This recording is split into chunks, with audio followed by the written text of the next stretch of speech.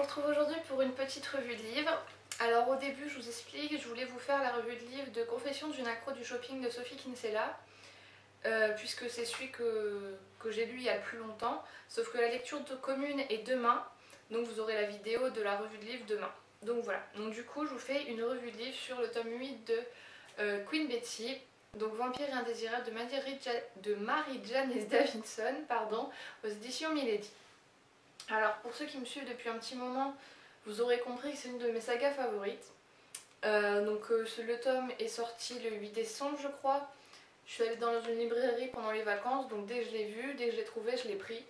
Et c'est encore un régal parce que moi franchement son humour je l'adore, son sarcasme c'est vraiment énorme.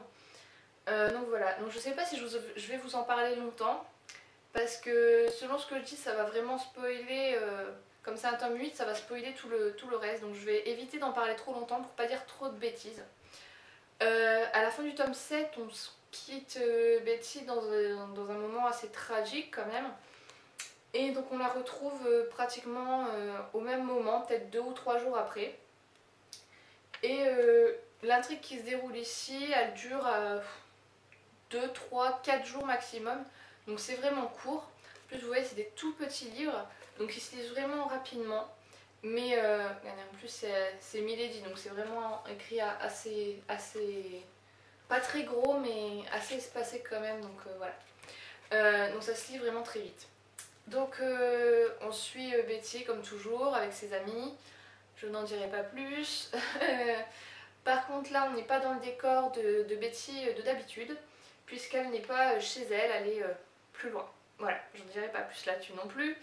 Alors ici il y a une nouveauté. D'habitude, dans les 7 premiers tomes, on a un récit à la première personne et il n'y a que Betty qui parle. Donc, sauf que ici il y a Betty qui parle toujours à la première personne, donc quand c'est écrit en normal comme ça, sauf que quand c'est écrit en italique comme ça, c'est plus elle mais son ami, je ne sais plus comment il s'appelle, Marc je crois, qui vit avec elle, qui est homosexuel, qui écrit dans son journal. Et donc là on est, quand c'est écrit comme ça en fait on est dans le journal de Marc, donc c'est aussi à la première personne, donc c'est un récit à double voix. Donc ça fait un petit changement, mais c'est pas du tout déplaisant puisque Marc est assez marrant aussi. Donc j'ai beaucoup aimé ce tome là. Il est dans la continuité des autres tomes, avec le même humour, le même sarcasme. Et pour ça vraiment j'aime beaucoup.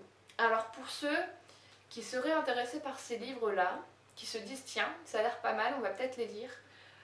Sachez que si vous les lisez pour l'intrigue, non. Vous n'aurez pas...